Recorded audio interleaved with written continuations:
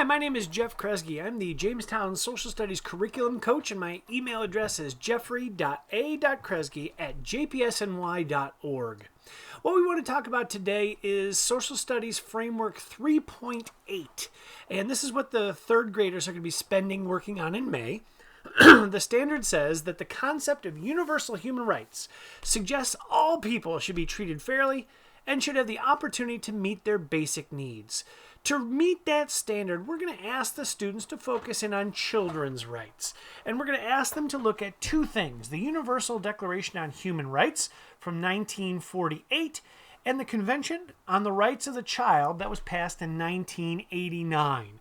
And so we see a little bit of background there that you can work with your children on. And this project is going to be three pieces. The first project is going to say, what are children's rights? The second project that we're going to work on is, why are the children's rights violated in some places? And the third project for the month of May that we're going to work on is this one right here. Pardon me. How do people work to protect children's rights?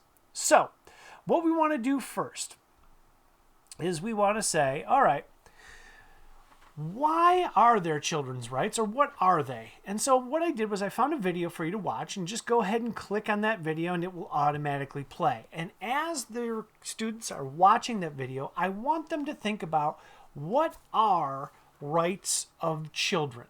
And so have that discussion with your children about what rights are and what rights that are mentioned are most important.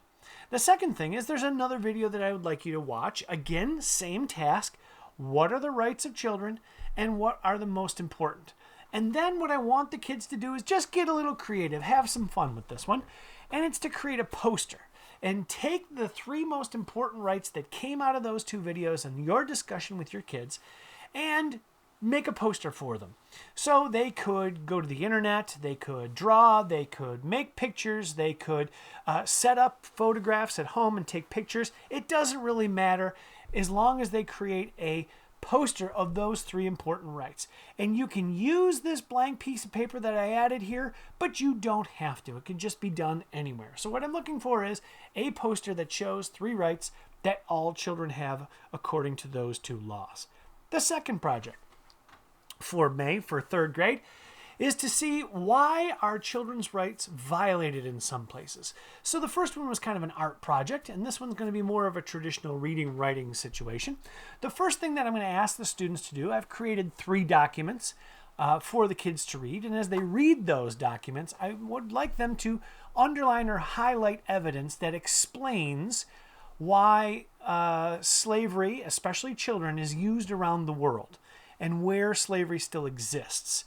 And then I want them to use a chart to collect the data from those readings. And the third thing is, we're going to take that data that they have taken from those readings on their chart, and then they're going to explain how things are, those children's rights are violated. So here's the first step.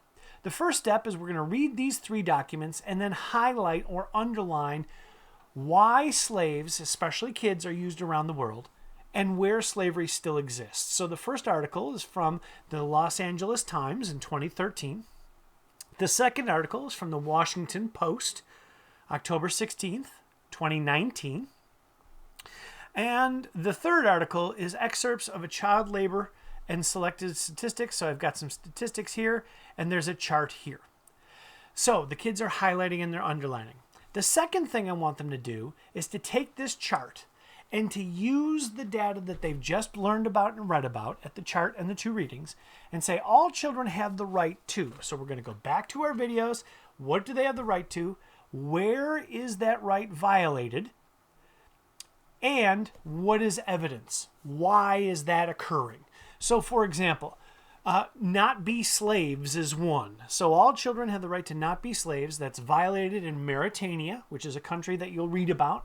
And then they would put why slavery exists there. Okay? So again, what do they have the right to? Where in the world is that right violated? And why is that occurring? That's what goes in that chart. The last thing we want the kids to do is then take that chart and then create a writing piece, make a claim. So using evidence from those two readings Explain how children's rights are violated in some places. Identify examples, where they occur, and provide evidence from the text that these exist. So what we're going to do is we're going to take our information from this chart and we're going to put it into a nice, neat writing form. And you can use these that paper, the line paper, but you do not have to. If the kids want to type it, that's just great. The final project for May for grade 3 in social studies is the question of how do people work to protect children's rights? So we're going to look around the world, how are children being protected? So the first thing we want them to do is, again, look at a couple of documents. One's an infographic and one's an article that I found for you. The next thing we want to do is, using the information found in that documents, complete a chart. Again, same thing. We're looking for information in those documents, and we're going to take that information, we're going to put it in a chart, and then I'm going to ask the kids to actually be an activist. So, create art or poetry or the written word to convince others to support kids' rights. Put that somewhere where people can view it, in your front window, for example, or social media. We want the kids to be active and engaged in our community, so how can we do that? Another option is to decide how to support children's rights and go do that. So, again, we will have a document here. This is an infographic from UNICEF. Want the kids to look at it. Here is an article from the Washington Post in 2019. Have the kids read that article. How are kids around the world stepping up and helping out? And then we want to have the kids jot those things down. And I gave you an example. One thing the kids can do is donate money. And an example in the research, have a lemonade stand to donate money to UNICEF.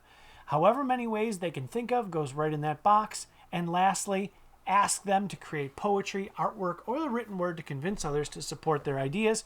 Put it out in a public place, front window, social media, or otherwise. Again, my name is Jeff Kresge. I'm the Jamestown Social Studies Curriculum Coach.